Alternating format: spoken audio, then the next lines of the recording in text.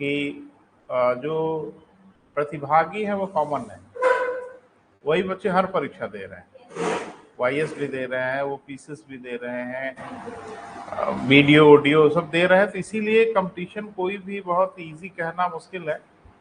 पूरी ताकत से परीक्षाएं हो रही हैं, बच्चे भी पूरी ताकत से दे रहे हैं। और बेरोजगारी का आलम यह है कि बच्चे जल्द से जल्द कुछ पाना चाहते हैं कि पहले कुछ हाथ लगे उसके बाद ही हम कुछ कर पाए। हमारे यहाँ एक बच्चा था कांस्टेबल, यही एलबल चौकी पे था। तो रेगुलर क्लास कर रहा था, पढ़ने में बड़ा ठीक था। तो मैं बड़ा परेशान था कि भाई पढ़ने लिखने में बच्चा इतना बढ़िया है तो ये क्या है इशू। तो वही बताया उसने कि सर क्या करें, अब घर वालों पे कितना बर्डन बना जाए। तो कर लिया, उसके बाद अब लगे रहे। तो खैर दो सफलता उसको मिली। यूपीपी में एसआई भी हुआ हमारे यहाँ से, और फिर पीसीएस प्री भी हुआ उसका, और मेंस भी हुआ। हाँ, तब तक वो हमारे यहाँ से चला गया था, मतलब ट्रेनिंग व्रेनिंग करने चला गया था। तो कर ही रहे हैं बच्चे भाई, आजकल परीक्षा दे रहे हैं। बहरहाल दो तीन चीज है बेटा आज की डेट में जो परेशानी है। पहली परेशानी है कि अवसर ही नहीं आ रहा है, परीक्षाओं का मौका ही नहीं मिल रहा है बच्चों को। आप अगर हायर कंपटीशन को छोड़ दो तो मुझे लगता है कोई कंपटीशन अब फुल फ्लेज में और स्मूथली हो नहीं पा रहा है। कहीं ना कहीं बीच बीच में उसके डिस्टर्बेंसेस आ रहे हैं। तो अब जो भी अवसर मिल रहा है बच्चे पूरी ताकत झोंक रहे हैं कि क्या पता, करना ही चाहिए भाई। चलिए बेटा शुरुआत करते हैं। कहाँ तक चर्चा हुई थी जरा बताएं। हम 2 मिनट फिर रिपीट कर देते हैं, जहां मैं लास्ट में था, फिर आगे बढ़ते हैं। उनको लगता है ऑनलाइन वाले भी ढेर सारे मित्र हमारे परीक्षा ही दे रहे होंगे। हाँ, तो सरकार की कुछ निधियों पे बात हम कर रहे थे। निधि माने अकाउंट। तो सरकार जहां से पैसा खर्च करती है वो कुल मिला के 3 निधियां हैं भारत सरकार के पास। एक को हम लोग कहते हैं संचित निधि, इंग्लिश में इसको हम लोग बोलते हैं क्या बेटा, कॉन्सोलिडेटेड फंड। क्लियर है बेटा। संचित निधि में ये मान के चलो कि देश का जो सबसे बड़ा फंड है, सबसे ज्यादा जहां पैसा है वो संचित निधि ही है। क्योंकि इसमें सरकार की समस्त आय, एक छोटा सा शब्द है जिससे बड़ी समस्या का समाधान हो जाता है, कि सरकार की कुल आय माने जितनी भी आय होती होगी, बहुत स्रोत हैं सरकार के, वो सारी आय जाके जमा होती है कहाँ बेटा, संचित निधि में। हाँ, इसकी परेशानी ये है कि जमा तो हो जाता है लेकिन निकाल नहीं सकता कोई। निकालने का तरीका वही है कि सदन से विनियोग विधेयक पारित हो। जब तक विनियोग विधेयक पारित नहीं होगा संचित निधि से पैसा निकाला नहीं जा सकता। दूसरी जो निधि है वो मैंने कहा वो सरकार की निधि है ही नहीं है,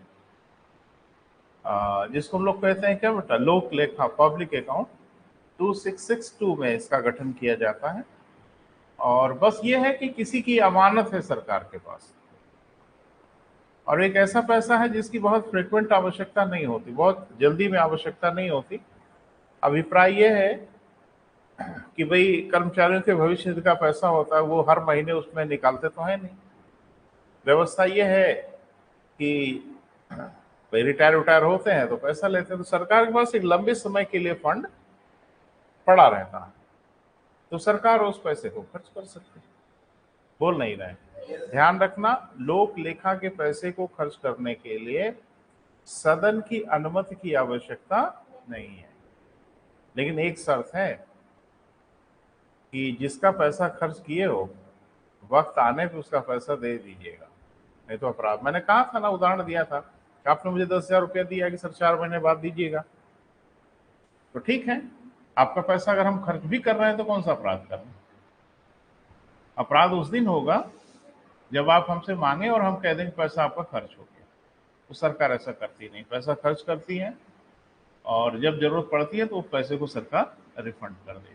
क्लियर है बेटा। अगला है कॉन्टीजेंसी फंड, जिसको लोग कहते हैं आकस्मिक निधि। ये ड्रामा है। ड्रामा क्या है, यूं कह लें कि जो देश का सर्वसंवैधानिक पद है, भाई उसके पॉकेट में कुछ पैसा वैसा दोगे, मुखिया है देश के, तो एक निधि उनके जिम्मे लगा दी गई है। 15 करोड़ रुपए से शुरुआत की गई थी, कमोबेश इसी के आसपास उसमें पैसा रहना है। ये निधि यह है कि राष्ट्रपति अपनी मर्जी से बिना किसी से पूछे उछे ये पैसा खर्च कर सकते हैं, लेकिन शर्त यह है ये पैसा व्यक्तिगत कार्यों के लिए नहीं खर्च किया जा सकता। क्लियर है बेटा?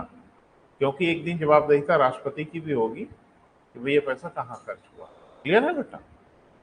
आगे बढ़ते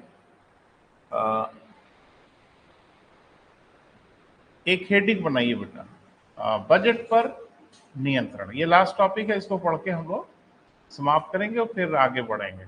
बजट पर क्या बेटा? नियंत्रण। और लास्ट में थोड़ा सा बजट के प्रकार और हल्का फुल्का देखेंगे और आज इसको फाइनलाइज हम लोग करेंगे। क्लियर है बेटा? बजट पे नियंत्रण।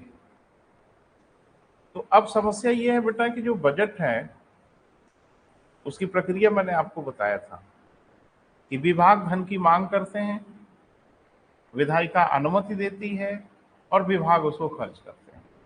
प्रोसेस यही है ना? तो अब इसमें ये देखिए कि संसद खाली पैसा देने के लिए बनी, यानी संसद से खाली मुंह उठाए जाइए और पैसा मांग लीजिए। तो संसद के पास भी अधिकार तो होना चाहिए ना कि भाई जो पैसा मुझसे मांगे वो पैसा कहाँ गया। अगर आप अपने गार्जियन से पैसा मांगते हैं तो गार्जियन के पास अधिकार होना चाहिए, वो आपसे पूछें कि बेटा पैसा जो मांगे थे वो कहाँ खर्चा किया। आप अगर ये नहीं बताते गार्जियन को तो गार्जियन भी आपको पैसा देने में आनाकानी कर सकता है। भाई पैसा दे रहे हैं, मुझे कम से कम डिटेल तो दीजिए पैसा कहाँ खर्च हो रहा है, नहीं तो फिर तो घपला होगा। तो ध्यान रखिएगा कि संसद भी बजट पे नियंत्रण स्थापित करती है। क्लियर है बेटा? ये बजट दो प्रकार से होता है, प्री बजट कंट्रोल भी होता है और पोस्ट बजट भी होता है। यानी बजट पूर्व भी होता है और बजट पारित होने के बाद भी होता है। तो पूर्व बजट का मतलब यही है कि जो पैसा मांगा जाता है वो संसद चाहे तो काट ले, कम कर दे, घटा दे, ये भी तो नियंत्रण ही है ना बेटा। और एक नियंत्रण ये है कि जब पैसा खर्च हो जाता है तभी वो नियंत्रण कर सकती है। मेरी बात समझ पा रहे हो बेटा? तो थोड़ा एक हेडिंग बनाओ, बजट पर संसदीय नियंत्रण।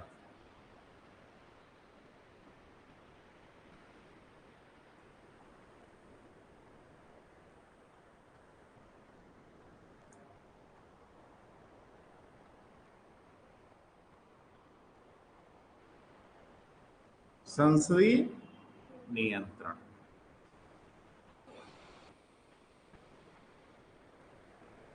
इसको कहते हैं control over budget, parliamentary control over budget, यानी बजट पर संसद का नियंत्रण। अभी तक जो पढ़ा वढ़ा बेटा थोड़ा सा बुद्धि से जवाब दीजिए। अभी तक जो हम लोगों ने पढ़ा उससे आपको लग रहा है कि संसद का बजट पर नियंत्रण होता है? अभी तक जो पढ़ा, आगे तो हम पढ़ाएंगे ही। हाँ, काहे नियंत्रण नहीं भाई? कटौती प्रस्ताव क्या है? बजट पर नियंत्रण ही है ना, कर पाए ना कर पाए वो अलग बात है, लेकिन नियंत्रण का ही तो प्रकार है। नियंत्रण ना, एक भी बताओ, सैद्धांतिक रूप से संसद के पास बजट में कटौती का अधिकार है ना। वो पूरा हो पाए ना हो पाए उसमें तकनीकी समस्या है, लेकिन ये अधिकार संसद को दिया गया ना। वो तो वही है कि मां से अनुमति ले लिया तो पिता कैसे नहीं देंगे पैसा? तो पिता को तो देना ही पड़ेगा। तो मुझे लगता है कुछ ऐसा ही मामला है कि जब सरकार सहमत हो गई तो संसद कैसे नहीं देगी पैसा। लेकिन सैद्धांतिक रूप से पिता के पास अधिकार है, वो चाहे तो कहे कि नहीं देंगे, लेकिन वो प्रेशर में है, कैसे कह दे कि नहीं देंगे। तो सैद्धांतिक रूप से संसद के पास मांगी गई राशि में कमी करने का अधिकार है। उस अधिकार का प्रयोग कर पाए ना कर पाए वो एक टेक्निकल इशू है ना, एक तकनीकी कारण है। भाई बहुमत नहीं है तो कैसे कम कर पाएंगे। एक नियंत्रण तो ड्यूरिंग बजट, यानी बजट जब पास हो रहा होता है, जिसको हम लोग प्री बजट कह सकते हैं। तो संसद का जो बजट पे नियंत्रण है वो हम दो प्रकार से पढ़ सकते हैं बेटा। एक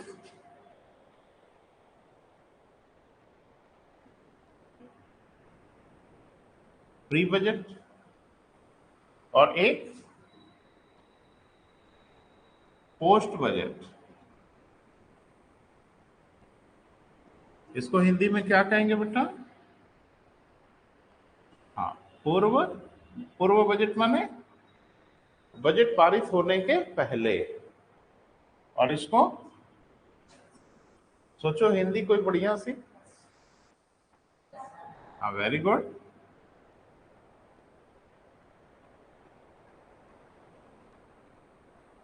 पश्चात बजट। ये दो प्रकार का नियंत्रण होता है। किसका बेटा? संसद। पूर्व बजट और क्या बेटा? पश्चात बजट। क्लियर है? मेरे साथ साथ चलो, बनाते चलो, ठीक है? तो जब हम लिखवाएंगे तब लिखना, लेकिन पहले समझ लीजिए। लेकिन इसको शब्दों में भी लिखाना पड़ेगा। क्लियर है बेटा? और पूर्व बजट में दिख रहा है बोर्ड बेटा? पूर्व बजट में जो नियंत्रण है वो सीधा सीधा है क्या बेटा? Cut motion. दिख रहा है आपको? यानी पूर्व बजट पे नियंत्रण का प्रकार क्या है बेटा? Cut motion. कट मोशन माने कटौती प्रस्ताव। अब हम जब लिखाएंगे ना बेटा तो इस पे थोड़ा सा दो लाइन हम बात कर लेंगे। अभी बस ऐसे एक डायग्राम दिमाग में रहे। पोस्ट बजट कंट्रोल पे आइए और पहले सुन लीजिए, उसके बाद लिखिएगा। एक शब्द है बेटा, हम सबसे परिचय कराते हैं, आपसे भी परिचय कराएंगे। एटॉप्सी नाम सुना है? मेडिकल टर्मिनोलॉजी है, मेडिकल फील्ड से है, यानी मेडिकल साइंस से रिलेटेड है। एटॉप्सी नाम सुना है? बायोप्सी नहीं सुना है। जरूरी नहीं कि आप सुने, ऐसे ही हमने पूछ दिया। पोस्टमार्टम ये कहाँ सुन लिया?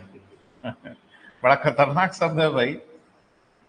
पोस्टमार्टम को ही हम लोग मेडिकल साइंस में एटॉप्सी कहते हैं। एटॉप्सी कहें या पोस्टमार्टम कहें, बात एक ही है। क्लियर है बेटा? बायोप्सी नहीं सुना है। एक बार पोस्टमार्टम किसका होता है? जिंदा आदमी का? नहीं, जिंदा आदमी का नहीं होता भाई। जिंदा आदमी का पोस्टमार्टम हो जाए तो ऐसे ही गड़बड़ हो जाए। पोस्टमार्टम हमेशा मरे हुए व्यक्ति का होता है, जिसकी डेथ हो गई हो। ठीक है बेटा? लेकिन बायोप्सी जिंदे आदमी का होता है। यानी एटॉप्सी मरे हुए आदमी का होता है और बायोप्सी जीवित व्यक्ति का होता है। तो रीजन होगा। अच्छा, एटॉप्सी या पोस्टमार्टम काहे होता है? अब लोग कारण का पता चले। किस कारण का? जिससे मृत्यु हुई। अच्छा, इससे क्या करेंगे? जिंदा कर देंगे। हाँ है? अरे जो साफ साफ बोलो, जो हम पूछ रहे हैं स्पष्ट बताओ। पोस्टमार्टम या एटॉप्सी इसलिए होता है कि मृत्यु के कारणों का पता लगाया जा सके, यही ना? ठीक है, मृत्यु का कारण पता चल गया, अब क्या करोगे? अरे कुछ गलत तो हुआ ही है। गलत नहीं हुआ होता तो हमारा क्यों होता? गलत तो हुआ ही है, सजा दिलाया जाएगा। ठीक है, मान लो फांसी उसी सजा हो गई, मान लें, तो जो मरा है उसको क्या मिला? नहीं, न्याय मिला क्या मिला तो ड्रामा है। न्याय मिला जिस परिवार सॉरी जिस परिवार की जो क्षति हुई, जिस परिवार का जो नुकसान हुआ, उसकी भरपाई हुई? वो भरपाई कभी नहीं हो सकती। जिसने मारा है उसको नहीं, पूरी दुनिया को फांसी दे दो, मुझे क्या मिला? मेरा तो नुकसान हो गया। हाँ, किसी और के घर के व्यक्ति को मार डालो, इसे मिलता क्या है? मिलता है कलेजे को ठंडक मिलती है। कहते हैं लोग कि अब जाके ये ड्रामा वाली बात है। तो ध्यान रखना कि पोस्टमार्टम से जो क्षति होती है उसकी पूर्ति नहीं होती। हाँ, क्षति करने वाले की क्षति पहुंचाई जाती है, वो अलग बात है।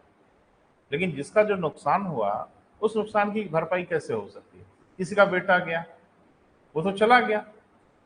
अब घर भर को फांसी दे दो, गोली मार दो, हाथ काट दो, गला काट दो, किसी का कुछ भी कर दो, हमसे क्या लेना देना है? मेरा तो जो गया सो गया। बोल नहीं रहे हैं। तो ये सिर्फ इसलिए किया जाता है बेटा कि इस तरह की चीजों को करने वाले डरें तो वो बच के जा नहीं पाएंगे, दंडित वो किए जाएंगे। क्षतिपूर्ति के लिए ऐसा नहीं किया जाता, क्योंकि इससे क्षति की पूर्ति नहीं होती। बायोप्सी का उद्देश्य यह होता है, जिंदा आदमी की बायोप्सी होती है, जीवित आदमी की होती है, ताकि कारणों का पता लगाया जाए और उसका इलाज किया जाए। जैसे आपके पेट में एक ट्यूमर है, वो नॉर्मल ट्यूमर है या कैंसरस है, ये पता कैसे चलेगा? बायोप्सी करनी पड़ेगी। तो डॉक्टर क्या करते हैं कि उसका एक छोटा सा हिस्सा निकालते हैं, नीडल से या जैसे भी एक छोटा सा उसका पीस निकालते हैं, लेबोरेटरी में भेजते हैं, लेबोरेटरी में डायग्नोसिस होती है, फिर पता चलता है कि नहीं भाई ये तो नॉर्मल ट्यूमर है या कैंसरस है। तो जैसा रिपोर्ट आती है उसके हिसाब से फिर आगे का ट्रीटमेंट होगा। तो बायोप्सी का उद्देश्य होता है कि व्यक्ति को सेव करना, बचाना, है ना बेटा, यानी वो उसका नुकसान नहीं होने देना। और ऑटोप्सी का उद्देश्य नुकसान रोकना नहीं होता, नुकसान करने वाले को दंडित करना होता है। दोनों का अंतर मुझे लगता है आप समझ रहे हैं। बोले संसद का जो पोस्ट बजट कंट्रोल है ये ऑटोप्सी जैसा है, पोस्टमार्टम जैसा है। मतलब क्षति को नहीं रोका जा सकता, क्षति करने वालों को क्षति पहुंचाई जा सकती है। यानी जिसने दुरुपयोग किया सिस्टम का, जिसने पैसे का दुरुपयोग किया, उसको दंडित किया जा सकता है, लेकिन पैसे के दुरुपयोग को नहीं रोक सकते। पता नहीं मेरी बात समझ पा रहे हो? अर्थात जब विभाग पैसा खर्च कर रहे होते हैं, वित्तीय वर्ष चल रहा होता है, संसद कुछ नहीं कर सकती, कुछ कर ही नहीं सकती। संसद करेगी जब वित्तीय वर्ष पूरा हो गया, सारा पैसा उड़ गया, खत्म हो गया, खर्च हो गया, नहीं हुआ, जो भी हुआ हो गया कंप्लीट, फिर संसद पूछती है कि भैया बता दो कि जो पैसा मांगे थे वो पैसा कहाँ खर्चा हुआ। बोल नहीं रहे, और विभाग कहते हैं कि वो सारा पैसा पार्टी उल्टी में खर्चा हो गया, वो हम लोग बढ़िया बढ़िया पार्टी सेलिब्रेट किए, उसी में सारा पैसा खर्च हुआ। क्या कर लोगे? अरे हम पूछ रहे हैं आप ही से बेटा, क्या कर लोगे? जेल भेज दोगे, सस्पेंड कर दोगे, बर्खास्त कर दोगे, यही ना करोगे? कर दो, लेकिन तुम्हारा पैसा और तुम्हारे साल भर का समय जो बर्बाद किया ना, उसकी भरपाई कभी नहीं होगी। देखो पैसे की भरपाई तो कभी कभी हो भी जाती है, वक्त की भरपाई कभी नहीं होती। जो साल भर का समय बर्बाद हुआ ना, वो समय किसी हालत में वापस नहीं आएगा।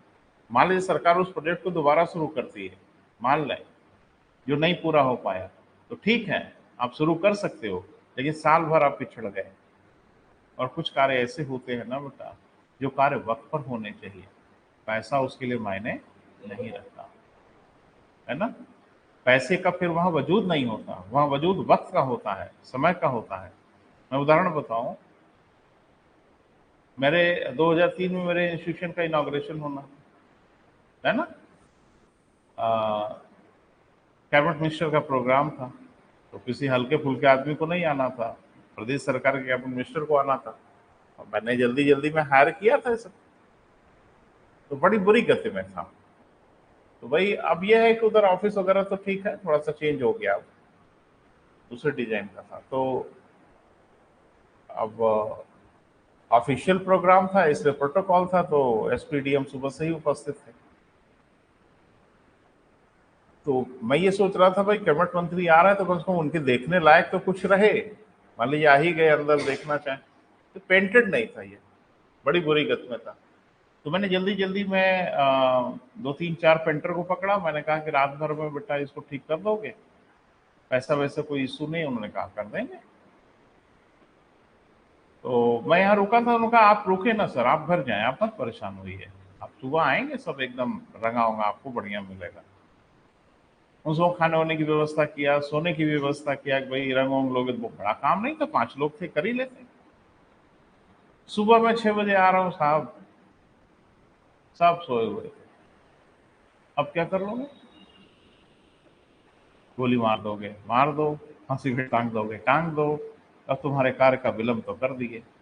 तो कभी कभी बेटा पैसा वैसा बहुत मायने नहीं रखता, कभी कभी वक्त मायने रखता है। और कम से कम जब पोस्टमार्टम प्रकार का नियंत्रण होता है, यानी घटना घटित होने के बाद जो नियंत्रण होता है, उसमें क्षति की भरपाई नहीं हो पाती। लेकिन बड़े दुख की बात है कि संसद के पास ऐसा कोई नियंत्रण नहीं है कि ड्यूरिंग एक्सपेंडिचर, यानी खर्च होने के दौरान वह नियंत्रण नहीं कर सकता। तो ध्यान रखिएगा, पोस्ट बजट कंट्रोल जो होता है वो पोस्टमार्टम प्रकार का होता है। ये पूछा गया मेंस में, संसद का बजट पर नियंत्रण पोस्टमार्टम प्रकार का होता है, टिप्पणी करिए। तो मुझे लगता है जो कुछ मैंने बोला वाला यही सब आपको लिखना होगा, है ना बेटा? ये कैसे होगा थोड़ा देखिए। इसके दो तरीके हैं, दिख रहा है बेटा? एक को कहते हैं लेखांकन विधि, याद रखना है, सब भूलना नहीं है। एक को क्या कहते हैं बेटा? लेखांकन विधि।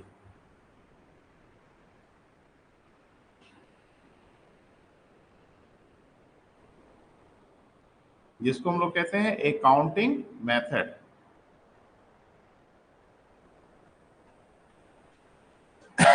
क्या कहते हैं बेटा? लेखांकन विधि। क्लियर हुआ?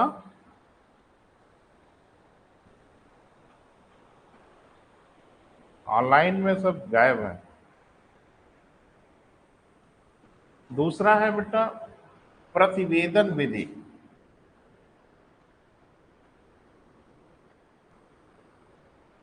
क्या कहते हैं बेटा? प्रतिवेदन विधि।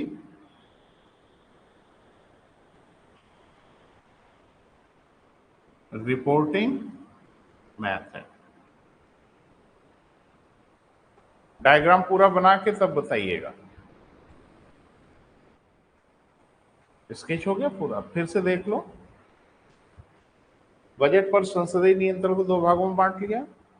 एक को हमने कहा प्री बजट कंट्रोल यानी पूर्व बजट नियंत्रण, एक को कहा क्या मतलब पोस्ट बजट कंट्रोल।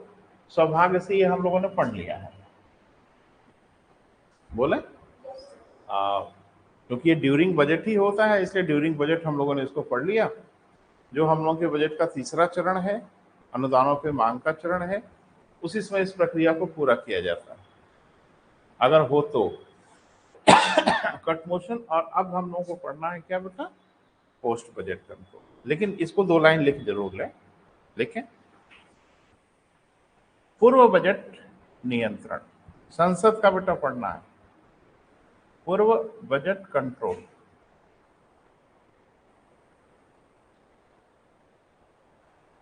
इंग्लिश जरूर लिखिए, प्री बजट कंट्रोल।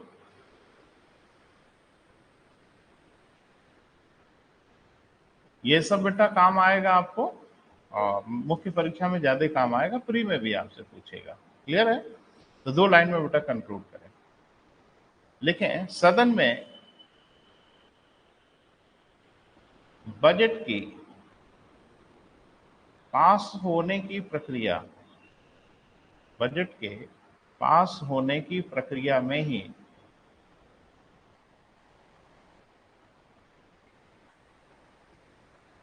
पूर्व बजट कंट्रोल की प्रक्रिया पूर्ण की जाती है। पूर्व बजट कंट्रोल की प्रक्रिया पूर्ण की जाती है।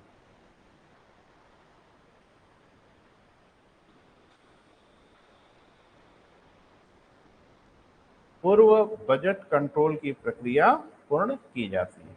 लाइन पढ़ो, देखो क्लियर है सब कुछ?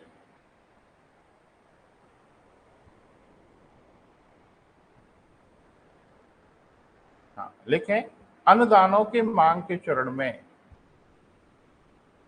कटौती प्रस्ताव प्रस्तुत किए जाते हैं। अब कितने होते ही सब पढ़ चुके हैं हम लोग।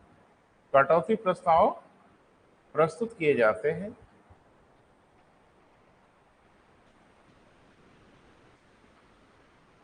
ठीक है बेटा?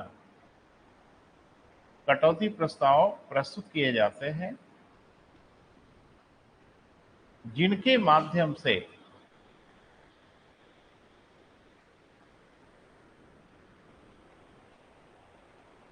संसद, जिसके माध्यम से संसद बजट पारित होने के पहले, जिसके माध्यम से संसद बजट पारित होने से पहले सैद्धांतिक रूप से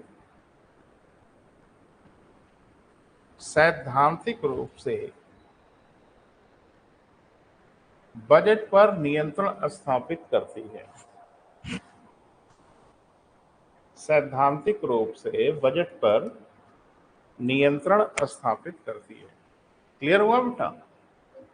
अब ये बाय द वे पढ़ चुके हैं आप, है ना, इस पे दोबारा चर्चा करना उचित नहीं है, आप बेहतर समझ रहे हैं। अब हेडिंग बना लीजिए बेटा, पश्चात बजट नियंत्रण।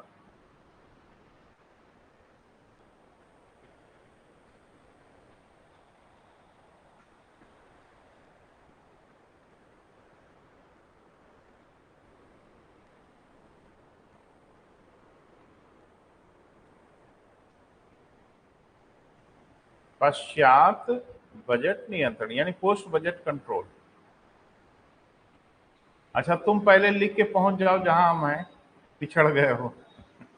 पश्चात बजट कंट्रोल हो गया बेटा, पोस्ट बजट कंट्रोल पहुंच गए, जहां है वहां पहुंच गए ना, इधर उधर झांकना मत। चलिए, मैंने कहा कि इसके दो तरीके हैं बेटा। एक को हम लोग कहते हैं लेखांकन, लेखांकन को इंग्लिश में हम लोग कहते हैं अकाउंटिंग मेथड, है ना बेटा। और एक होता है जिसको हम लोग कहते हैं रिपोर्टिंग मेथड, प्रतिवेदन विधि। तो थोड़ा सा इसको समझिए। दो शब्द है, एक है लेखा या इसी को लेखांकन कहते हैं। लेखा या लेखांकन एक ही शब्द है। तो लेखा या लेखांकन क्यों तैयार होता? अच्छा, ये होता क्या, ये आइडिया है? लेखांकन क्या मतलब? लेखा का अंकन, यही ना है लेखांकन। तो उसको लेखा कहिए या लेखांकन कहिए, बात एक ही है। इंग्लिश में तो एक ही टर्म है, अकाउंटिंग। तो क्या है ये बेटा, कुछ बताइए तो हम आगे बढ़े, तब आप समझ पाएंगे ना इसका मामला क्या होगा, किस दिशा में चलना है। हाँ बेटा, कोशिश करो। हाँ, लिखिए लिखिए लिखिए, बस यही है अकाउंटिंग का, यही मतलब है कि जो भी आया गया है उसका डिटेल आप रखिए। क्यों? कोई जांच करेगा, डेफिनेटली करेगा। अगर जांच नहीं करना होगा तो आपसे क्यों लिखने के लिए बोला जाएगा? आपके पिता ने आपको 5,000 रुपया दिया, और अगर पिता को जांच नहीं करनी है तो पिता क्यों बोलेगा कि भाई जो जो खर्चा कर रहे हो उसको कागज पर लिखने जाना? वो इसीलिए बोल रहे हैं ना कि ताकि कभी जरूरत पड़ेगी तो मैं देखूंगा कि तुम्हारा पैसा कहाँ खर्चा हुआ। तो लेखांकन क्यों बनाया जाता है? ताकि एक दिन उसका परीक्षण हो। बोल नहीं रहे? तो लेखा का जब परीक्षण होने लगता है तो उसको कहा जाता है लेखा परीक्षण। लेकिन लेखा परीक्षण तो तभी होगा ना बेटा जब लेखा होगा, लेखांकन होगा, तभी ना लेखा परीक्षण होगा। जब लेखांकन ही नहीं है, पिता ने पूछा कहाँ खर्चा किए, अरे पापा भूल गए सब लिखना उखना, तो अब मुसीबत तो हो गई ना। अब याददाश्त से कहां तक गाड़ी चलेगी? इसीलिए सरकार का एक तरीका है जिसको हम लोग बोलते हैं लेखांकन विधि। यानी ये उम्मीद की जाती है कि आप लेखांकन तैयार करिए और आवश्यकता पड़ने पर आपके लेखांकन या लेखा की जांच की जाएगी, और उसको हम लोग कहते हैं लेखा परीक्षण। और इंग्लिश में बड़ा प्यारा सा शब्द है जिसको कहते हैं ऑडिट। लेखा परीक्षण को क्या कहते हैं बेटा? ऑडिट करना। तो देखते हैं ना, ऑडिटर होते हैं। अरे भाई, सरकारी विभागों में भी ऑडिटर होते हैं, सरकारी ऑडिटर होते हैं। वो क्या करते हैं?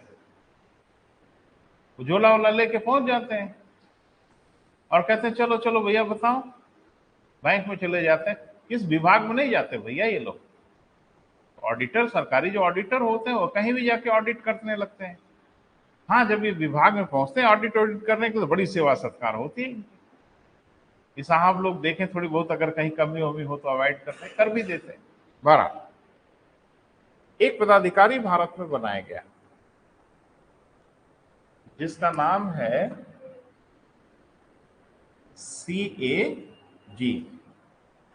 तो लेखांकन विधि का मालिक CAG होता है, कंट्रोलर एंड ऑडिटर जनरल। नियंत्रक महालेखा परीक्षक। बाय द वे हमने इसको जानबूझ के नहीं लिखाया था कि सही वक्त पे हम इसको आपको लिखाएंगे, और वक्त आ गया है। हमारे संविधान के अनुच्छेद 148 में, आर्टिकल 148 में इस पद का उल्लेख है, सीएजी का उल्लेख है, और यही करता है कि लेखांकन विधि के द्वारा ये किए गए खर्च की वैधानिकता की जांच करता है। क्लियर है बेटा? एक बात आपको बताएं बेटा, मेरा अपना अनुभव है कि सीएजी से कभी किसी वर्ष की सिविल सेवा की परीक्षा बची नहीं। एक साल नागा नहीं होता। अगर प्री में नहीं दिखा तो मेंस में दिखेगा, मेंस में नहीं दिखा तो प्री में दिखेगा, संभावना है कि दोनों में दिखेगा। पिछली बार पूछ लिया था सीएजी का कार्य क्या है, ये सब बेटा चलता रहता है। तो इससे सीएजी के बारे में पढ़ेगा। यहाँ लिखने के लिए बहुत कुछ है, तथ्यात्मक चीजें तो बहुत नहीं है, लेकिन अवधारणात्मक चीजें बहुत हैं। तो हम कोशिश करेंगे बीच का रास्ता अपनाएं, बहुत डिटेल में हम नहीं जाएंगे। जिससे बच्चों को लगता है अच्छा जा ही नहीं पाएंगे तो क्या जाएंगे। नहीं बेटा, मैं पब्लिक एडमिनिस्ट्रेशन पढ़ाता हूँ, मैं इसमें मेरी व्यापक समझ है, तो 4-6 दिन इस पे लेक्चर हो सकता है, लेकिन उतनी जरूरत नहीं है आपको। जितनी जरूरत है हम वहां तक चलेंगे, है ना बेटा? ये क्लियर हो गया? एक है प्रतिवेदन विधि। अभी थोड़ा इसको भी जान लें तो फिर आगे बढ़ते हैं। प्रतिवेदन का मतलब होता है कि रिपोर्ट। तो रिपोर्ट अगर है तो कोई ना कोई बनाएगा। भाई रिपोर्ट कोई बनाएगा तभी ना रिपोर्ट देखेगी सदन। तो रिपोर्ट बनाने वाले बेटा थोड़ा हम ऊपर लिख दे रहे हैं। एक है पीएसी, नाम सुना है? वही बलरामपुर, हाँ वो भी पीएससी ही है। उसका नाम है प्राउंसिल आर्म्ड कांस्टेबल भी, है ना? दंगे उंगे बहुत काम आते हैं, है ना? नहीं उसकी बात नहीं है, इसका नाम है पब्लिक अकाउंट कमेटी, लोक लेखा। अभी हम प्रिंटेड सबको उपलब्ध करा रहे हैं बेटा, प्रिंटेड रखा हुआ। इसको लिखेंगे नहीं, हम थोड़ा सा आपको समझा देंगे, क्योंकि सब लिखा हुआ है तो क्या जरूरत है लिखोगे। मैंने सारी समितियों को हम एक जगह इकट्ठा करके आपको दे देंगे, तो वो कोई बड़ा इशू नहीं होगा। तो एक तो ये है बेटा क्या, लोक लेखा समिति। दूसरा एस्टीमेट कमेटी, इसका नाम है अनुमान समिति, इसका नाम है प्राक्कलन समिति, इसका नाम मितव्ययिता समिति, कई नाम है इसके, है ना बेटा? और एक तीसरा तो मुझे लगता है सब लोग जानते होंगे,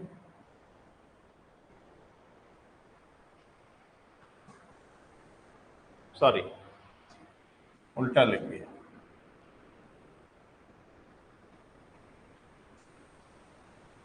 कौन नहीं जानता भैया, आज के डेट में सारे बच्चे जानते हैं इसको, है ना? Central processing unit, CPU. नहीं नहीं नहीं, कमेटी ऑन पब्लिक अंडरटेकिंग, इसका पूरा नाम है कमेटी ऑन पब्लिक अंडरटेकिंग। चौथा नहीं है बेटा, सदन में वित्त से संबंधित ये 3 समितियां हैं।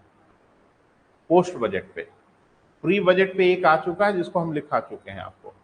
विभागों संबंधित समितियां, जिसमें मैंने बताया 24 समितियां बनती हैं, 16 समितियों की अध्यक्षता लोकसभा से होती है, 8 समितियों की अध्यक्षता राज्यसभा से होती है, हर समिति में 31 सदस्य होते हैं, 21 लोकसभा से और 10 राज्य। अरे भाई बड़ा आश्चर्यचकित होकर देख रहे हो, ये हम लिखा चुके हैं बेटा आपको। लेकिन वो समितियां कहाँ हैं? प्री बजट कंट्रोल में। अभी बजट जब चल रहा है तभी वो समितियां एक्टिव हो जाती। ये जो समितियां हैं ना बेटा, ये सदन की 3 समितियां हैं जो पैसा खर्च होने के उपरांत सक्रिय होती हैं। क्लियर है? हम सब पे चर्चा करेंगे, आपसे सब पे बात करेंगे। कई बार तो यही पूछा है कि सदन की वित्त की सबसे बड़ी समिति कौन? मुझे लगता है 8-9 बार तो हम ये देखे हैं पूछते हुए, या सदन की वित्त से संबंधित कौन सी समिति है। ये 3 ही है बेटा, और एक हमने आगे पढ़ा है विभागों संबंधी समितियां, तो उसको और इसको लेके 4, इसके अलावा किसी को जोड़िएगा मत लिस्ट में। समितियां तो बहुत हैं लेकिन वित्त से संबंधित नहीं है। क्लियर है बेटा? तो वित्त से संबंधित जरा अखिलेश को बुलाइए। अखिलेश, मुझे लगता है सो जाता है, ये सब बुलाओ बेटा, तो उन्हीं के पास है। वित्त से संबंधित समितियां।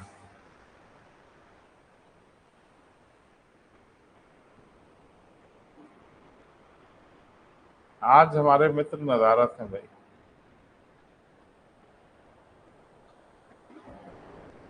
चलिए, मुझे लगता है सो के उठेंगे तो बात।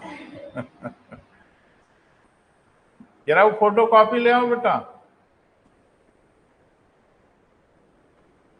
मैं सही था ना? हाँ, लोग रात में बेचारा लाइट वाइट दिक्कत रहती है सोने पर।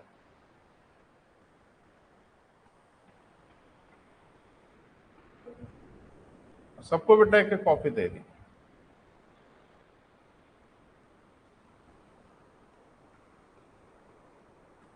एक हमें भी दे दीजिएगा, बच्चों को पहले दे दीजिए, हमें कम होगा कोई परेशानी नहीं।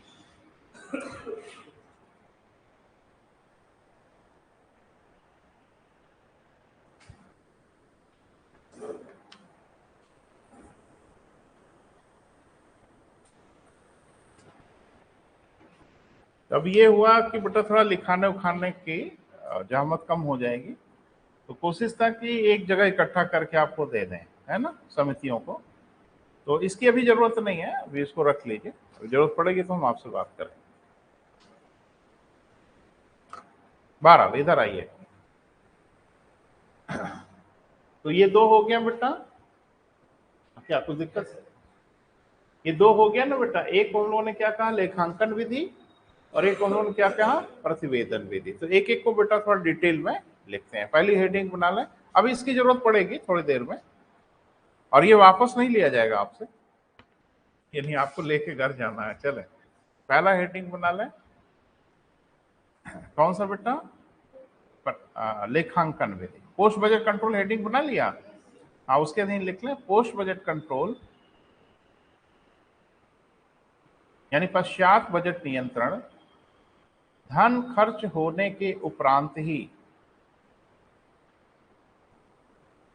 नियंत्रण, धन खर्च होने के उपरांत ही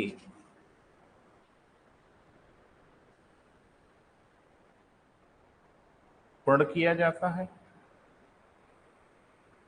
धन खर्च होने के उपरांत ही पूर्ण किया जाता है।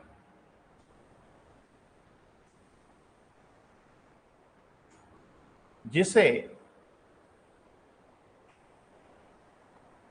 जिसे पोस्टमार्टम प्रकार का नियंत्रण कहा जाता है। जिसे क्या कहा जाता है बेटा? पोस्टमार्टम प्रकार का नियंत्रण कहा जाता है।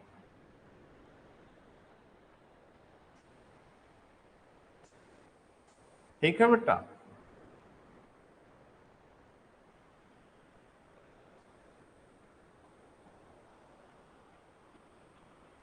इसके निम्न 2 प्रकार हैं।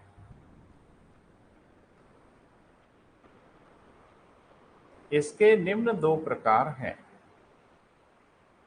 थोड़ा स्पीड बढ़ाइए बेटा, तो आज बजट को कंट्रोल किया जाए, तो टेस्ट भी हो जाएगा, एक शेड्यूल आ जाएगा। हाँ, पहला, पहले को हम लोग क्या कहेंगे बेटा? हाँ, लेखांकन विधि।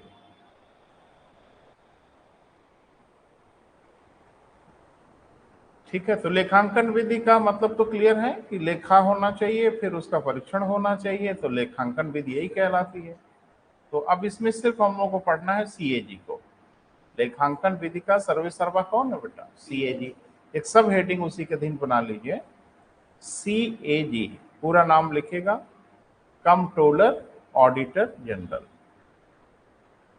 इसी में आपको हम लिखा देंगे कैसे कैसे क्या होता है। कंट्रोलर ऑडिटर जनरल, नियंत्रक महालेखा परीक्षक।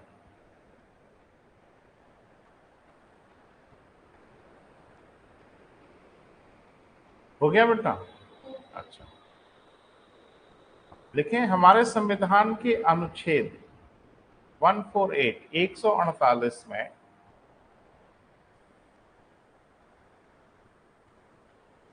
इस पद का उल्लेख है। यानी सीएजी एक संवैधानिक पद है बेटा, ध्यान रखिएगा।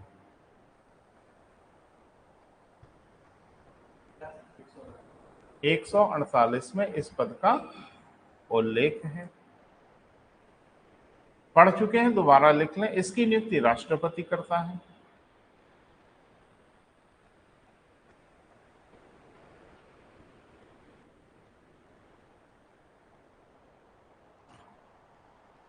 ठीक है बेटा। इसका कार्यकाल 6 वर्ष का होता है।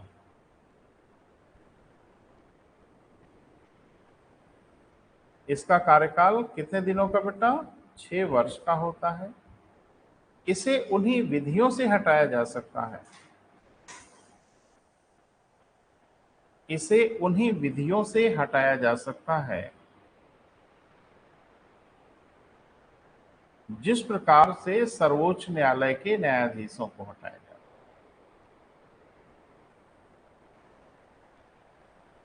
जिस प्रकार से सर्वोच्च न्यायालय के न्यायाधीशों को हटाया जाता है।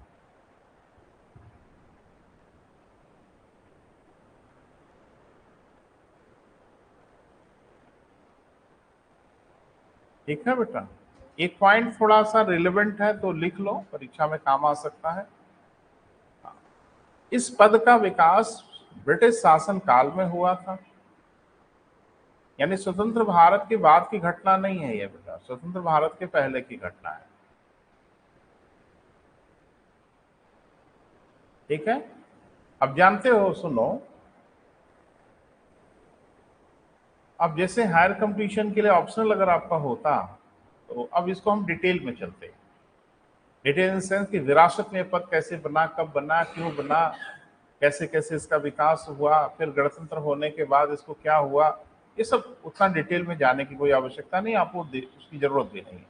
लेकिन इतना जरूर समझ लें कि इस पद का विकास अंग्रेजों ने किया था। जब उनका बजट उजट का सिस्टम आ गया तो डेफिनेटली जाहिर सी बात है वो चाहेंगे कि भाई पैसा कहाँ खर्च हो रहा है, कैसे खर्च हो रहा है। इसमें एक कमी थी बेटा, जिस कमी को अंग्रेजों के जमाने से ही चर्चा होने लगी।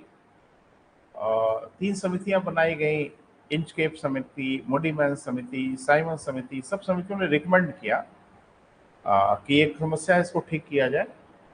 अभी हम बताते हैं क्या समस्या थी। लेकिन वो समस्या जस की तस बनी रही। हम स्वतंत्र भी हो गए और स्वतंत्रता के बाद भी ये समस्या बनी रही, उसको ठीक नहीं किया गया, हम लोगों ने ठीक नहीं किया। 1976 में जाके कुछ इसको ठीक किया गया। तो क्या गड़बड़ी थी जरा सुन लो। स्वतंत्रता के पहले तो इस पद का नाम सिर्फ ऑडिटर जनरल था। जब हम स्वतंत्र हो गए तो इस पद के नाम में थोड़ा सा परिवर्तन हो गया, यानी ऑडिटर जनरल से नाम बदल के इसका हो गया कंट्रोलर ऑडिटर जनरल, यानी सी बढ़ गया। ऑडिटर जनरल पहले नाम था स्वतंत्र होने के पहले, जब हम स्वतंत्र हो गए तब इसका नाम रखा गया सीएजी। और लेकिन बेवजह सी रखा गया। नियंत्रक शब्द भ्रामक है इसका, ये कोई नियंत्रण वंत्रण करता नहीं है, लेकिन लगा हुआ है सी। 12 गड़बड़ी क्या थी बेटा जिसकी चर्चा अंग्रेजों के जमाने से हो रही थी? वो गड़बड़ी ये थी कि ये दोनों काम करता था, लेखांकन का भी काम करता था और लेखा परीक्षण का काम करता था। सिद्धांत ये कहता है कि लेखांकन और लेखा परीक्षण दो पृथक पृथक अथॉरिटी द्वारा किया जाना चाहिए। एक ही व्यक्ति लेखांकन करे और वही व्यक्ति लेखा परीक्षण करे तो कितना न्याय हो सकता है, आप अंदाजा लगाइए। एक पिता अपने पुत्र से कहे कि जो भी पैसा खर्च होगा लिखते जाइएगा, तो हो गया लेखांकन। अब पिता लड़के को बुलाए, कहे बेटा पैसा खर्चा हो गया, तो हाँ पापा। लिखे हो? जी पापा। निकालो कागज। निकाला, कहा जांच करो, देखो सब ठीक है। अरे भैया मुझे ही लिखना है और मुझे ही जांच करना है, तो काहे गड़बड़ होगा? तो नियम यही है कि जो लेखांकन करे वही लेखा परीक्षण करे। जो लेखांकन करेगा अगर वही लेखा परीक्षण करेगा, बेटा ही खर्चा लिखेगा, बेटा ही जांच करेगा, तो कर देगा जांच, वो कभी गलत कहेगा अपने खर्चे को? तो सबसे बड़ी समस्या ये हो गई बेटा कि इनके जिम्मे दोनों काम लगा दिया गया था। लेखांकन का भी काम यही करता था, लेखा परीक्षण का भी काम करता था। बड़ी मजेदार बात यह है कि संघात्मक व्यवस्था होने के बाद भी केंद्र और राज्य स्तर दोनों में एक ही पदाधिकारी काम करता है। ये जरा दिमाग में रखना। अमूमन संविधान में आप देख रहे हो कि केंद्र में अलग पदाधिकारी है, राज्य में अलग पदाधिकारी है, लेकिन यहां केंद्र और राज्य दोनों की जिम्मेदारी इसी के ऊपर है। किसके? सीएजी के। तो अब ये क्या करता है, केंद्र स्तर और राज्य स्तर पे हर विभागों का लेखांकन का भी काम देखता है और लेखा परीक्षण का भी काम देखता है। इसी बात का विरोध अंग्रेजों के जमाने से हो रहा था।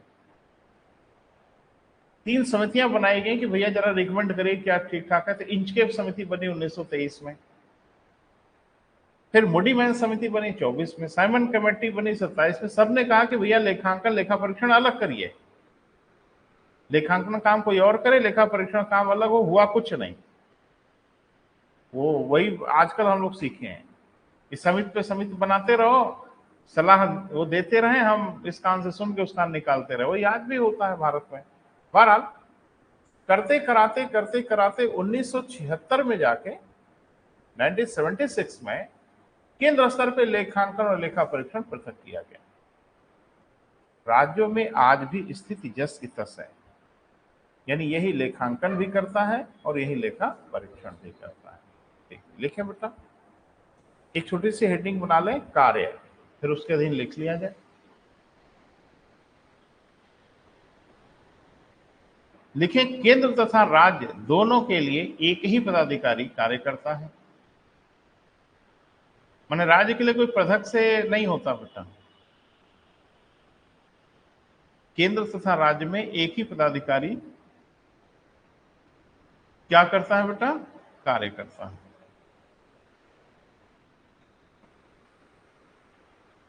ये तो क्लियर हो गया,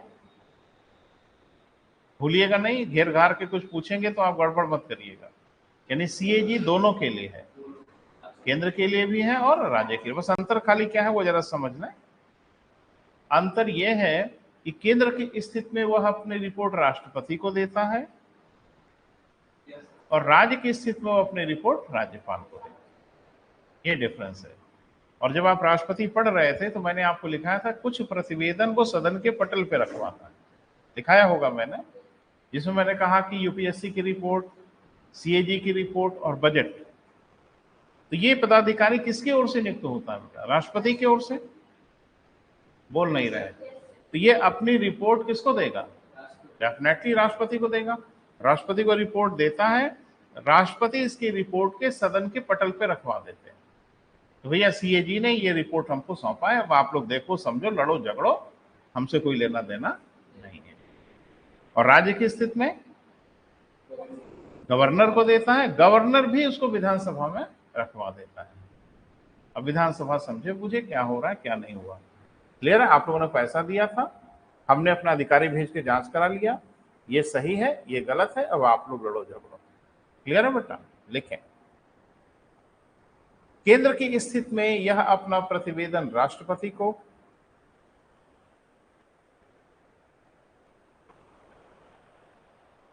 केंद्र की स्थिति में यह अपना प्रतिवेदन किसको बेटा?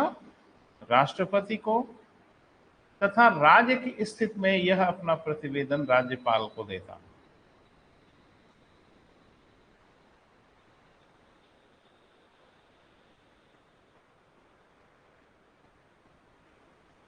ठीक है बेटा? केंद्र की स्थिति में यह अपना प्रतिवेदन राष्ट्रपति को तथा राज्य की स्थिति में यह अपना प्रतिवेदन किसको बेटा? राज्यपाल को देता है।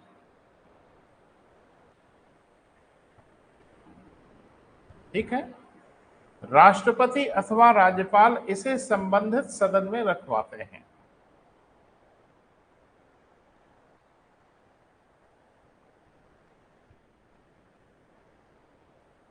अब संबंधित सदन कौन है वो भी जान लो। नहीं, आप नहीं समझ पा रहे हो संबंधित सदन का मतलब क्या है? राष्ट्रपति तथा राज्यपाल इसे संबंधित सदन में रखवाते हैं। ठीक है बेटा? तो संबंधित सदन कौन है? अगर आप संविधान ठीक से पढ़े होते तो लिखाने की आवश्यकता नहीं होती, लेकिन अब हम लिखाएंगे यहाँ पे क्योंकि आपको आइडिया नहीं लग रहा है कौन सा संबंधित सदन होगा, है ना? लिखें, केंद्र की स्थिति में लोकसभा में, केंद्र की स्थिति में कहाँ बेटा? लोकसभा में। तथा राज्य की स्थिति में कहाँ बेटा? विधानसभा में रखवाता है।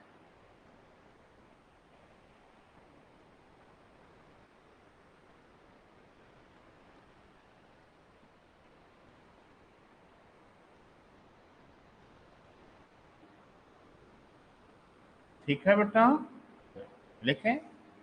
प्रारंभ में यह, पैरा चेंज करके बेटा, पैरा चेंज कर लो। प्रारंभ में यह केंद्र तथा राज्य स्तर, प्रारंभ में यह केंद्र तथा राज्य स्तर दोनों में लेखांकन तथा लेखा परीक्षण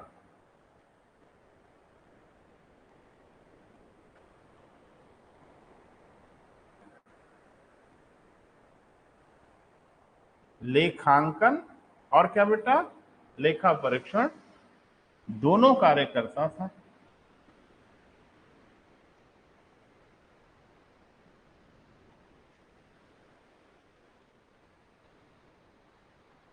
ठीक है बेटा,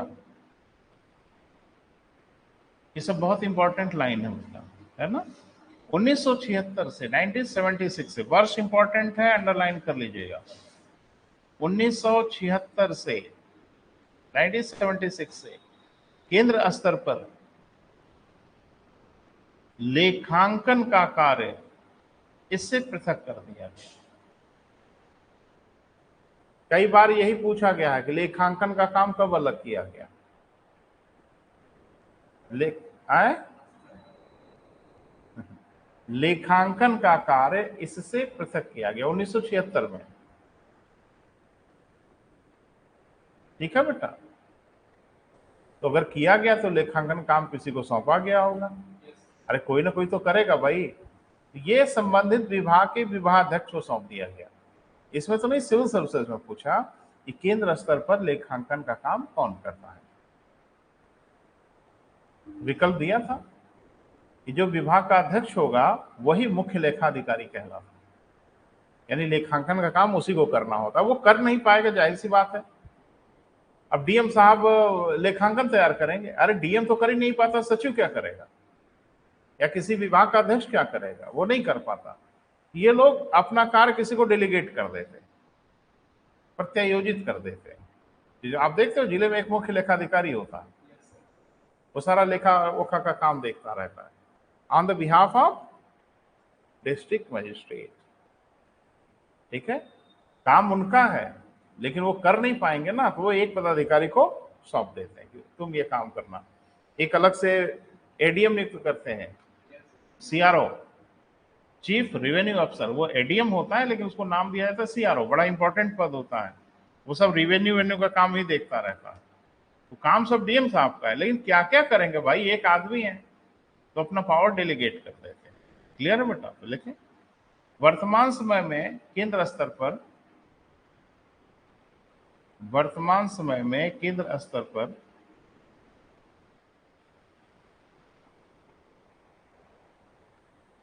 वर्तमान समय में केंद्र स्तर पर विभागाध्यक्ष, हेड ऑफ डिपार्टमेंट, जिसको एचओडी कहते हैं, विभागाध्यक्ष ही मुख्य लेखाधिकारी की भूमिका में होता है।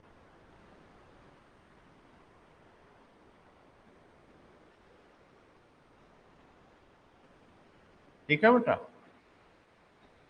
केंद्र स्तर पर वह मात्र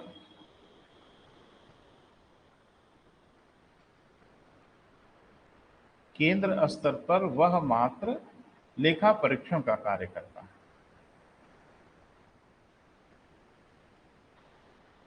केंद्र स्तर पर वह मात्र किसका बेटा? लेखा परीक्षण का कार्य करता है।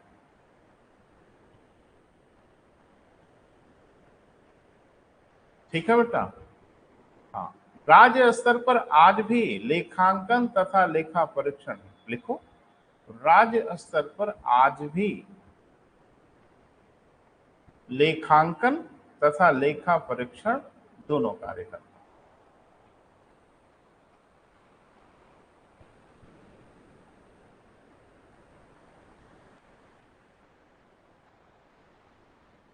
ठीक है बेटा,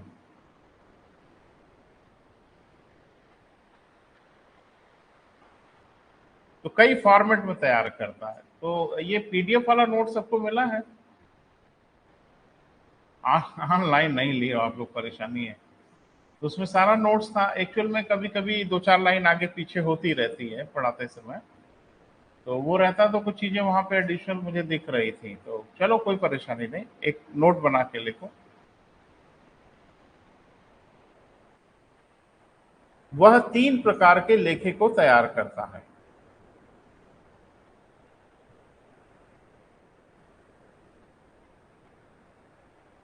यह ऑनलाइन वाला कार्यक्रम ना बेटा बहुत सस्ता है, आपके बर्थडे के केक जितनी प्राइस है उसकी।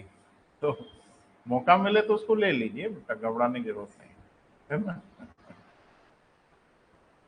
सब वीडियो वीडियो रहेगा, जब मन करे देख सकते हैं आप। नोट्स पूरा आपको पीडीएफ में लगभग 18-19 फाइल में सब है। तो कोशिश तो यही होती है कि भाई कुछ ज्यादा ही दिया जाए, लेकिन कुछ चीजें आगे पीछे कम ज्यादा हो जाती है। चलो लिखें। पहला, विनियोजन लेखा, एप्रोप्रिएशन अकाउंट।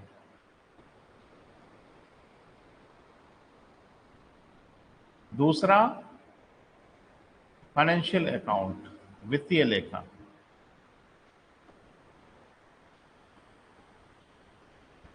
तीसरा, संयुक्त वित्त एवं राजस्व लेखा।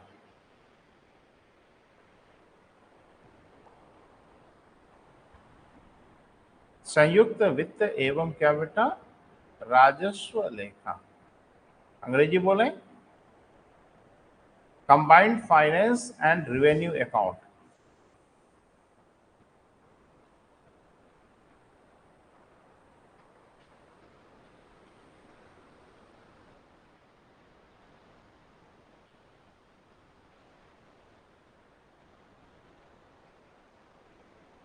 हो गया बेटा?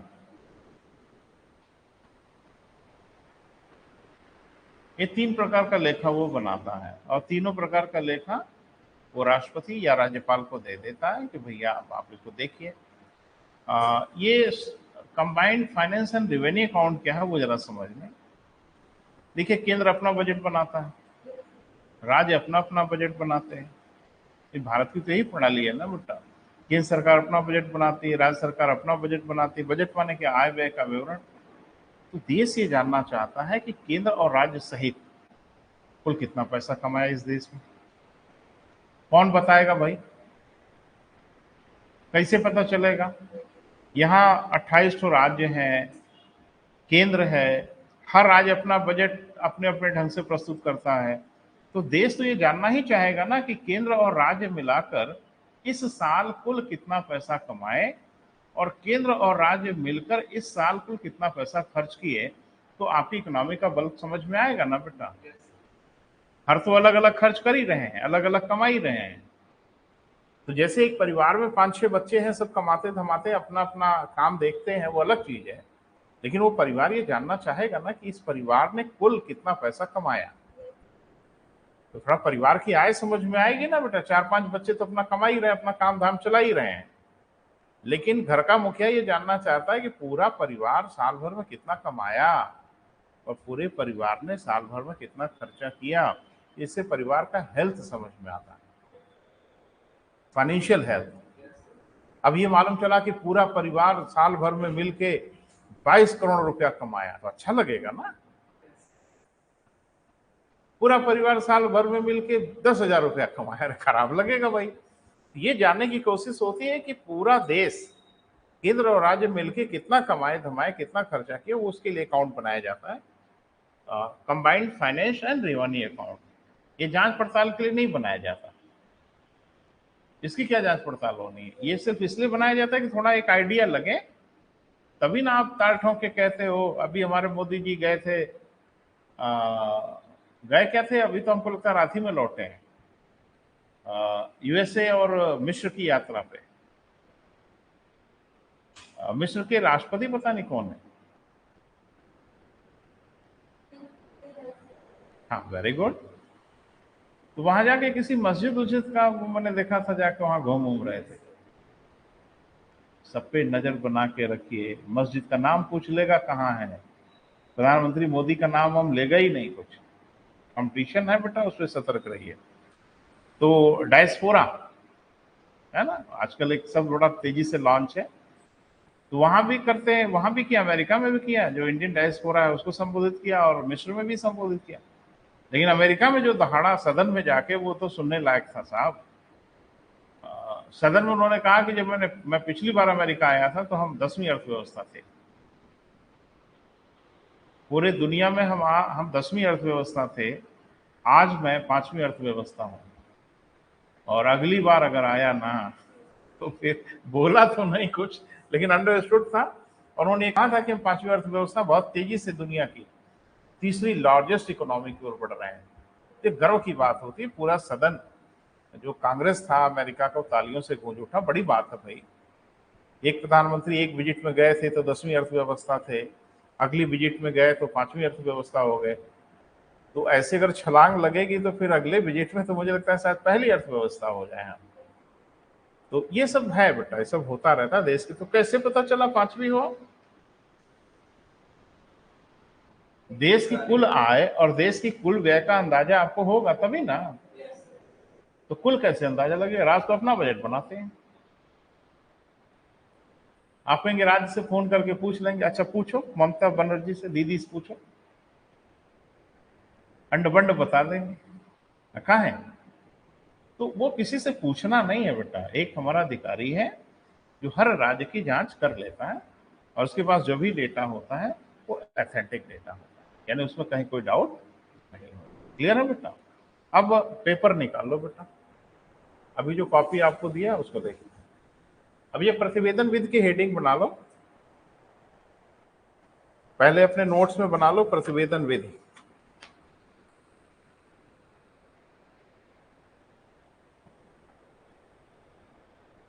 हाँ, इसके लिए 3 समितियों का गठन किया जाता है। लिख लो तो बात करते हैं। इसके लिए 3 समितियों का गठन किया जाता है।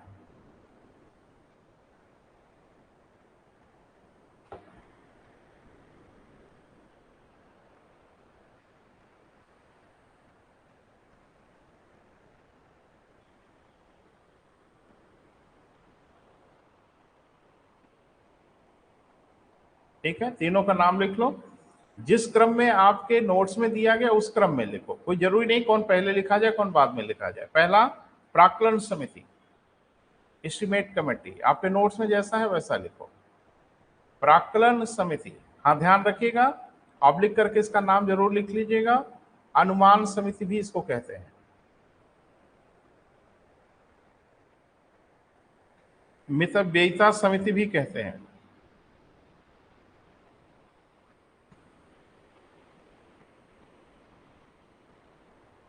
दूसरा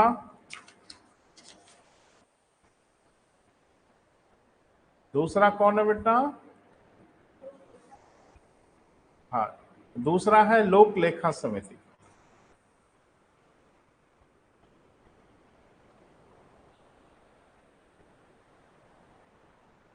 ठीक है, तीसरा है सरकारी उपक्रम की समिति। अपने नोट्स में लिखिए नाम कम से कम।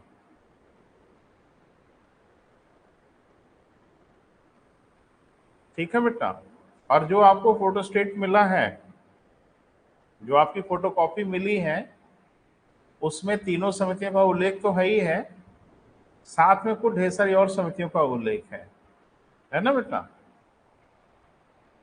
तो मैं थोड़ा थोड़ा आपको ब्रीफ कर दे रहा हूं बेटा, लिखा हुआ है पढ़ लीजिएगा।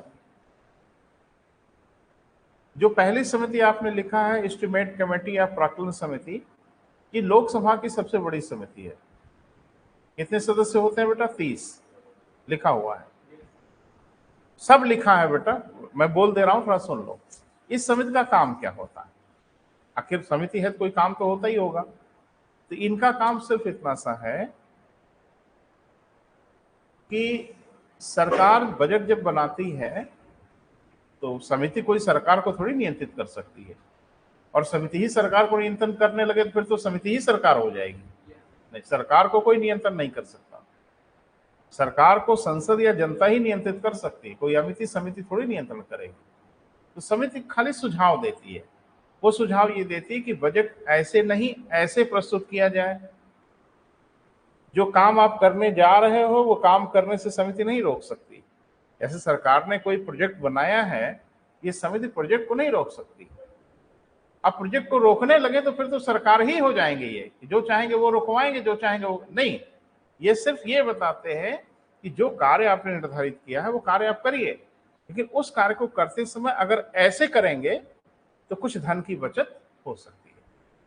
यानी किसी कार्य को करते समय मितव्ययिता का सुझाव देती है कि भाई इससे धन का खर्च कम हो जाएगा। कार्य को होना है, कार्य नहीं रोक सकती है, इसलिए नाम ही रखा गया क्या बेटा, मितव्ययिता से। बजट कैसे प्रस्तुत किया जाए ताकि पैसे का दुरुपयोग रोके, इसलिए प्रस्तुत होती है। अगला कौन है बेटा, लोक लेखा समिति। लोक लेखा समिति का खाली एक काम है, बोले बेटा, लोक लेखा समिति का ये काम है कि जब सीएजी अपना रिपोर्ट दे देता है ऑडिट की, किसको, राष्ट्रपति को, तो राष्ट्रपति तुरंत ये जो जांच पड़ताल का पत्र है वो लोकसभा में रखवा देते हैं। मैंने अभी बताया लोकसभा की लोक लेखा समिति, अभी जो आपने नाम लिखा है पीएसी, ये बस इसी का इंतजार करती है कि सीएजी की रिपोर्ट कब आए, और जैसे सीएजी की रिपोर्ट इसके हाथ में आती है ये एकदम से सक्रिय हो जाती है, एक एक लाइन ध्यान से पढ़ती है। किसकी रिपोर्ट की, सीएजी की, और नजर ये बनाए रखती कि कहां गड़बड़ लिखा है, कहां रेड इंक लगाया हुआ है, बस वही सरकार को घेर लेते हैं कि कहां गड़बड़ पैसा खर्च हुआ। क्लियर है बेटा, लिख लें, लिख क्या लें, सुन लें। यानी लोक लेखा समिति के कार्य का प्रारंभ तभी होता है जब सीएजी अपनी रिपोर्ट दे देता है, वो उसी रिपोर्ट की जांच करते हैं। क्लियर है बेटा, कि कहां गड़बड़ पैसा खर्चा हुआ, कहां सही खर्चा हुआ, और इनका कोई काम नहीं है, सदन में हंगामा मचाते हैं। बाकी जो इतिहास भूगोल है इसका वो मैंने लिख दिया। ठीक है बेटा, इसमें कुल 22 सदस्य, 15 लोकसभा से, 7 राज्यसभा से, बाद में बढ़ाएंगे, शुरू में सब डिटेल है बेटा, घबराने की जरूरत नहीं है ना। अगला, तो सरकार के उपक्रम भी तो हैं बेटा, सरकारी कंपनियां भी तो हैं। अरे भैया जी, तमाम सरकारी कंपनियां हैं, बहुत ज्यादा सरकारी कंपनियां, आप कल्पना नहीं कर सकते। एंट्रिक्स कॉर्पोरेशन इसरो की एक संस्था है जो खूब पैसा कमाती है, आजकल तो सबका उपग्रह छोड़ रही है, दुनिया के देशों को उपग्रह करे, किसको छुड़वाना है, अपने रॉकेट से छोड़ देते हैं फोकट में। अरे पैसा लगेगा भाई, सवारी भेजोगे तो सवारी का खर्चा तो लगेगा, वो पैसा किसके जिम्मे में गया, सरकार के पास गया। इंडियन ऑयल कॉर्पोरेशन है, एनटीपीसी है, ओएनजीसी है, आईओसी है, gas authority of India limited है, गेल है, ये सब बहुत पैसा कमाते हैं। इनको हम लोग महारत्न कंपनियां कहते हैं, और महारत्न कंपनियों की परिभाषा यही है कि ऐसी सरकारी कंपनी जो साल भर में कम से कम 5,000 करोड़ रुपए का शुद्ध लाभ कमाई हो, अधिक से अधिक नहीं, कम से कम। तो भैया ठीक ठाक कमाई करने वाली सरकारी कंपनी, इसलिए आप देखते हैं एनटीपीसी वगैरह और इंडियन ऑयल कॉर्पोरेशन वगैरह के जो कर्मचारी है ना, बड़ी हैवी सैलरी पाते हैं साहब, कभी लगता ही नहीं कि सरकारी लोग हैं, प्राइवेट कंपनी जैसा ट्रीटमेंट होता है। परफॉर्मेंस करिए, पैसा लीजिए, और खूब परफॉर्मेंस करते हैं, खूब पैसा कमाते हैं। 1.5 लाख, 2 लाख, 2.5 लाख कॉमन सैलरी है, खूब बढ़िया पैसा पाते हैं। एनटीपीसी वगैरह में पूछो मत, ओएनजीसी वगैरह में तो साहब पूछिए ही मत, बड़ी शानदार नौकरी है। तो ये सब सरकार की कंपनियां बेटा, तो इनका भी तो कोई ऑडिट करेगा, तो भैया कितना कमा रहे हो, कितना खर्चा कर रहे हो, कोई तो निगाह रखेगा, उस पर ये समिति निगाह रखेगी। ठीक है बेटा, बाकी ढेर सारी समितियों का मैंने दिया है, उसको पढ़ लीजिएगा। और अब हम लोग आगे बढ़ेंगे बेटा, और इस बार हम आपको बात करेंगे, सर्वोच्च न्यायालय पे पहले चर्चा करेंगे, है ना। और आप एक टेस्ट के लिए रेडी है, तो टेस्ट हम ऐसे नहीं लेंगे, जब भी लेंगे तो सैटरडे को लेंगे, ठीक है बेटा। लेकिन एक टेस्ट के लिए आप तैयार हैं, और सैटरडे को आपका टेस्ट होगा, ठीक है बेटा। आज यही समाप्त करना।